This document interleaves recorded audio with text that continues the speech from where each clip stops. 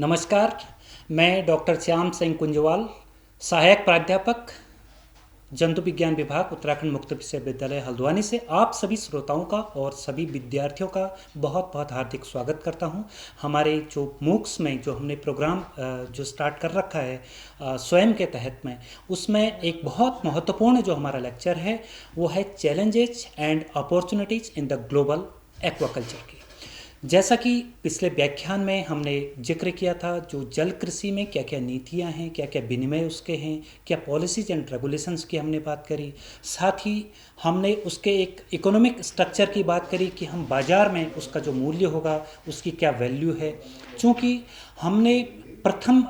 जो व्याख्यान से ही अगर हम बात करें तो हमने एक पॉन्ड का कैसे स्ट्रक्चर बनाया जाता है, कैसे उसमें स्पेसीज का सिलेक्शन किया जाता है, किस तरीके से हमें वाटर क्वालिटी के पैरामीटर्स उसमें बैलेंस रखने हैं, कौन कौन सी हम टेक्नोलॉजी का उसमें इस्तेमाल करते हैं, जैसे कि हमने एक आरएएस टेक्नोलॉजी का सबसे महत्वपूर्ण उदाहरण दिया था। साथ ही साथ में डिजीज़ कंट्रोल हम कैसे करते हैं, विभिन्न प्रकार की जो रोगों की स्थितियाँ आती हैं उनको हम कैसे कंट्रोल करते हैं, और उसमें जो है जो इंटीग्रेटेड डिजीज मैनेजमेंट की हमने बात करी थी कि हम उसको कैसे लागू करते हैं। पूरे व्याख्यान का जो हमारा एक सीरीज है, पूरा एक जो हमारा सिलेबस है, उसमें हमने पूरे जल कृषि में हम कैसे जल कृषि को अपना सकते हैं, कैसे विद्यार्थियों के लिए सहायक हो सकता है, कैसे हमारे जो फार्मर्स हैं हम उसको स्वरोजगार में कैसे उसको अपना सकते हैं, क्या क्या उसमें अवसर हो सकते हैं, ये हम विस्तार पूर्वक चर्चा प्रत्येक व्याख्यान में करते आ रहे हैं। और कुछ चैलेंजेस भी हमारे साथ में होते हैं, कुछ चुनौतियां उसमें हमारे साथ आती हैं। कहीं पर हमें अपनी परिस्थिति के अनुसार, जो हमारे फाइनेंशियल कंडीशंस होती है उसके अनुसार भी हमें एक चुनौती हमारे सामने आती है कि हम इस टेक्नोलॉजी का इस्तेमाल इस जलीय कृषि में कर सकते हैं या नहीं कर सकते हैं। जो हमारा प्रोडक्शन है उसका लेवल क्या होगा, क्या प्रोडक्शन उसमें उस लेवल से बढ़ेगा या नहीं बढ़ेगा। तो ये सारी विस्तारपूर्वक हमने प्रत्येक अध्याय में भी बताई, और ये चीज़ें हम चुनौतियाँ और अवसर हम प्रत्येक अध्याय में अंत में उसको हम बताते जाते हैं, ताकि विद्यार्थियों को भी उसके बारे में अवगत हों और हमारे जो फार्मर्स हैं उन तक भी ये बात पहुँचे और वो भी इस चीज़ को समझें और स्वरोजगार में उसका उपयोग कर सकें। तो आज उसी सिलसिले में क्या क्या चैलेंजेस हमारे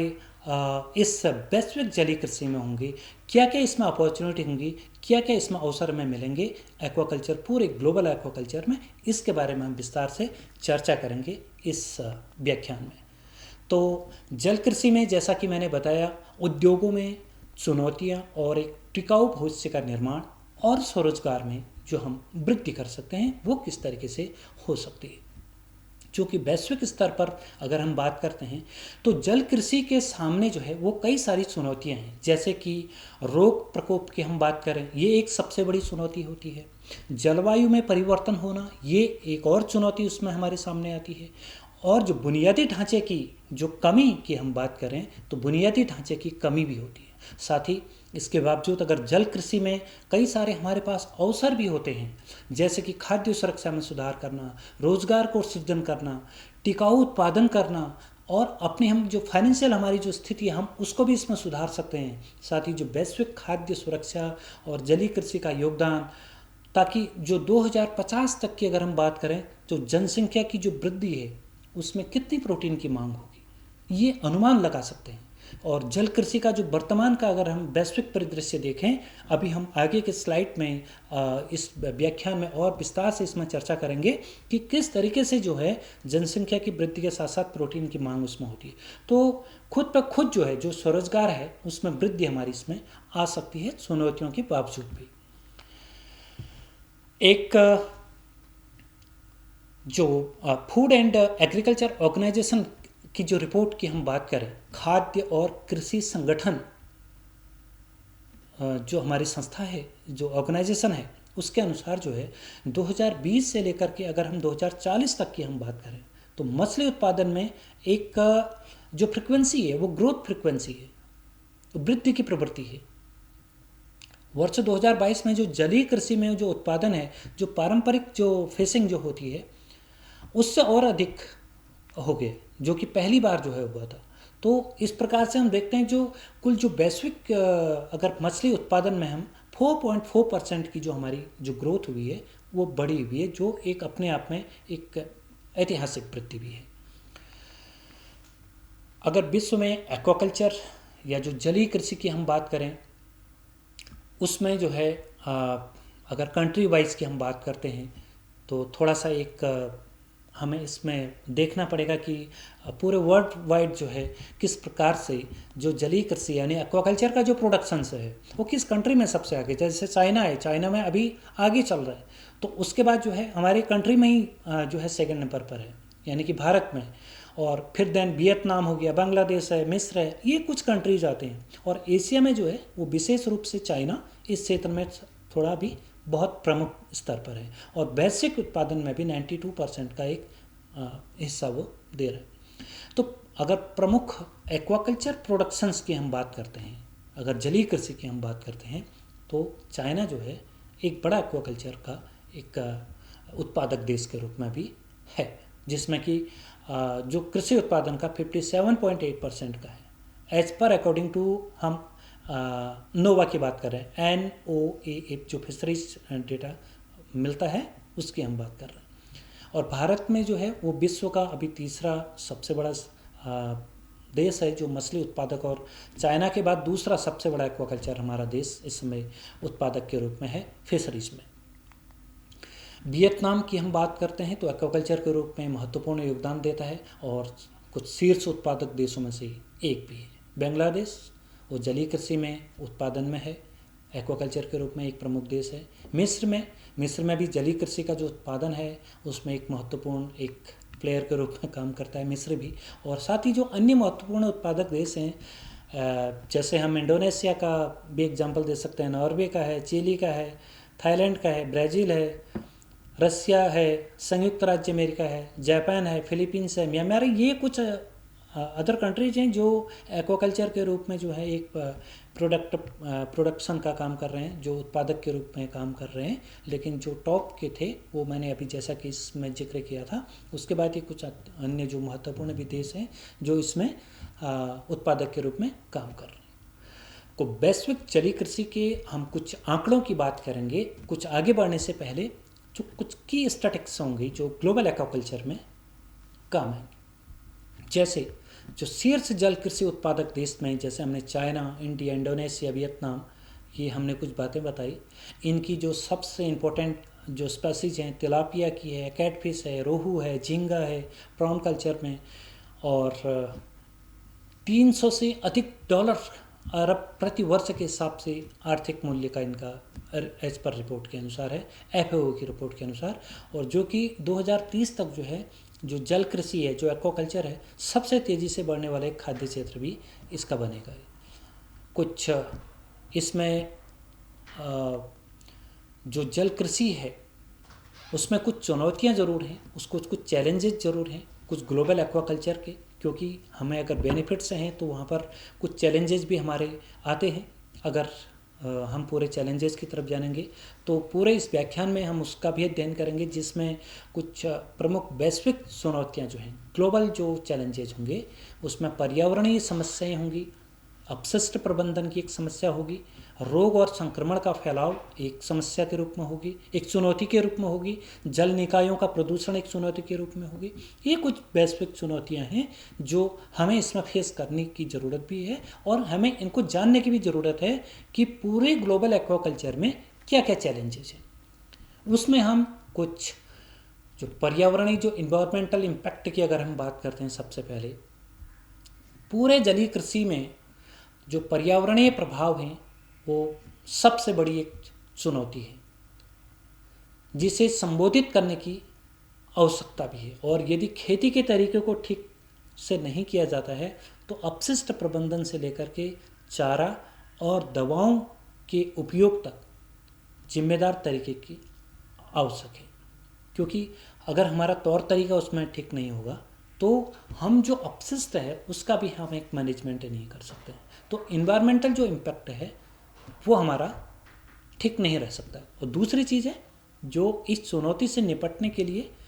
जो जल कृषि के उद्योग से जो हितकारकों की अगर हम बात करें तो उसमें कुछ टिकाऊ प्रथाएं हैं जो लागू करने पर जो है ध्यान केंद्रित करना उसमें ज़रूरी होता है। जैसे कि फीड की जो कैपेबिलिटी होती है, फीड की जो दक्षता होती है, उसको अनुकूलित करना, और जो उचित अपशिष्ट प्रबंधन के साथ जो टिकाऊ जल कृषि प्रणालियों को अपनाना, ये कुछ इन्वायरमेंटल इम्पैक्ट भी है। दूसरी हम बात करते हैं डिजीज मैनेजमेंट की, यानी कि रोग प्रबंधन की हम बात करते हैं। तो रोग प्रबंधन में अगर हम बात करें तो जो रोग प्रकोप जो जलीय कृषि है उसके उद्योग के लिए एक महत्वपूर्ण खतरा भी है, और वो आर्थिक नुकसान और पर्यावरण क्षरण का कारण भी बन सकते हैं। इसलिए उद्योग के हितधारकों को ये रोग प्रबंधन में तैयार करना और सतर्क रहना बहुत आवश्यक है, जिससे हम एक जो डिजीज मैनेजमेंट की बात करें उसका हम एक सॉल्यूशन ले सकते हैं। साथ ही साथ जल कृषि में जो रोग प्रबंधन के लिए जो लागू किए जा सकने वाले कुछ उपाय हैं, उनमें जो सख्त जैव सुरक्षा प्रोटोकॉल, टीकाकरण कार्यक्रम या चयनात्मक प्रजनन, जो हम स्पेसीज सिलेक्शन की बात करते हैं, और आनुवंशिक सुधार के लिए भी जो जेनेटिक इम्प्रूवमेंट की हम बात करें, उसके सुधार के माध्यम से जो रोग प्रतिरोधी प्रजातियों का विकास भी शामिल है। साथ में जो एक्वायरर उनके एप्लीकेशंस के माध्यम से जो शीघ्र निगरानी और पता लगने वाली जो प्रणालियां हैं, उनके जो टेक्नोलॉजीज है उसको भी अपनाना वो किसानों के लिए एक व्यवहार विकल्प के रूप में हो सकता है, जिससे हम पूरा एक डिजीज का मैनेजमेंट कर सकते हैं। खाद्य उत्पादन की अगर हम बात करें तो फूड प्रोडक्शन में जो एक चैलेंजेस के रूप में हमने अभी बात कर रहे थे, तो उसमें जो खाद्य उत्पादन है वो एक ऐसी समस्या है जिसका जो समाधान है वो जलीय कृषि के माध्यम से किया जा सकता है। क्योंकि अगर इसका सही तरीके से हम एक्सरसाइज नहीं करेंगे, इसका अभ्यास नहीं करेंगे, तो एक और समस्या ये बन सकती है। क्योंकि समुद्र या जो समुद्री भोजन जो है, औसनिक जो फूड होगा, वो व्यक्तियों के लिए पोषण का एक महत्वपूर्ण स्रोत होता है, एक सोर्सेज वहाँ से है। तो साथ ही ये किफ़ायती भी है। तो ये भी बहुत ज़रूरी है कि जो खाद्य उत्पादन है वो भी एक समस्या के रूप में उसका कैसे समाधान किया जा सकता है। 2030 तक अगर हम बात करें तो मनुष्यों द्वारा जो आपूर्ति और उपभोग के लिए किए जाने वाली जो समुद्री भोजन का 62% जो जलीय कृषि से ही आएगा। और इसके अलावा संयुक्त राष्ट्र का अनुमान है कि 2050 तक और पृथ्वी पर जो है 9.7 बिलियन लोग होंगे, जिससे खाद्य मांग में निरंतर वृद्धि भी होगी। तो फूड प्रोडक्शन भी हमारा बढ़ेगा और उसकी आवश्यकता यानी कि मांग भी बढ़ेगी खाद्य की। अगली जो हम महत्वपूर्ण बात है वो है जो रेगुलेटरी फ्रेमवर्क की बात करें, नियामक ढांचा जो एक होता है उसका, यानी जो टिकाऊ जलीय कृषि प्रथाओं के लिए अगर हम प्रभावी विनिमय और शासन संरचना स्थापित करना एक महत्वपूर्ण है। क्योंकि जलीय कृषि उद्योग के लिए जो विकास और पर्यावरण को संरक्षण को हमेशा संतुलन भी रखना चाहिए, और साथ ही इसलिए जिम्मेदार कार्य प्रणाली जो होगी, जो उसका वर्किंग सिस्टम होगा, फ्रेमवर्क जो होगा, वो सुनिश्चित करने के लिए वो निवेश को प्रोत्साहित और जनता का विश्वास करने के लिए पारदर्शी और विज्ञान आधारित जो विनिमय की हम बात कर रहे हैं और उनकी जो नीतियों की वो आवश्यकता भी है। इस संबंध में अगर जो जिम्मेदार जलीय कृषि है उसका प्रथाओं का अगर समर्थन करें या करने वाले जो मजबूत मानक होंगे, उनके दिशा निर्देशों को विकसित करने के लिए उसमें गवर्नमेंट और जो इंडस्ट्रियल जो यूनियन है और साथ ही जो अन्य जो सहयोगी हैं वो भी उसमें मस्ट हो जाएंगे। तो ये एक रेगुलेटरी फ्रेमवर्क भी उसका है, जिसको हम एक नियामक ढांचा भी कह सकते हैं। सामाजिक स्वीकृति भी इसमें बहुत आवश्यक है, और एक सोशल एक्सेप्टेंस जो है वो जो जलीय कृषि है उसके बारे में जो लोगों की जो धारणा है, उनकी स्वीकृति भी इस उद्योग की जो चुनौतियों में से वो बहुत आवश्यक है। साथ ही जो पर्यावरणीय प्रभाव, पशु कल्याण और जो खाद्य सुरक्षा के बारे में जो चिंताएं हैं, इस उद्योग के लिए जनता के समर्थन को प्रभावित कर सकती है। तो जागरूकता बढ़ाने के लिए भी सामाजिकरण और जो कार्यक्रम इस मुद्दे को संबोधित करने में वो मदद कर सकते हैं, और साथ ही जो जलीय कृषि के लिए जो सकारात्मक पहलू हैं उनको भी बढ़ावा दे सकते हैं। तो एग्जाम्पल के लिए जैसे अधिकतर अत्यधिक जो मछली पकड़ने से निपटना है, स्थायी प्रोटीन जो स्रोत प्रदान करना है, या स्थानीय समुदायों को सीधे शामिल करना है, ये सारी चीज़ें एक सोशल एक्सेप्टेंस है। साथ में वाटर क्वालिटी मैनेजमेंट, जिसमें जो जलीय कृषि में एक और मुद्रा जल गुणवत्ता प्रबंधन भी है, क्योंकि जलीय कृषि पद्धतियाँ जल गुणवत्ता प्रबंधन पर बहुत अधिक निर्भर करती हैं, और जो जलीय जीवों को पालन के लिए भी और उनका कल्चर करने के लिए भी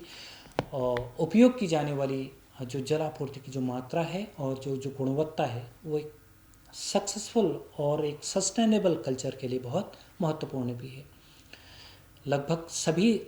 जलीय कृषि उत्पादन या उत्पाद जो है वो इष्टतम जल गुणवत्ता मापदंडों पर निर्भर करते हैं, जैसे कि घुलित ऑक्सीजन है, टेम्परेचर है, सैलिनिटी है, सॉल्ट की जो मात्रा है, एल्किलिनिटी वगैरह है, या फिर उसकी जो हार्डनेस है, कठोरता जो है, अमोनिया का लेवल है, नाइट्राइट है, पीएच का लेवल है, क्योंकि यही वो वातावरण है जिसमें वो रहते हैं, जिसमें वो बढ़ते हैं।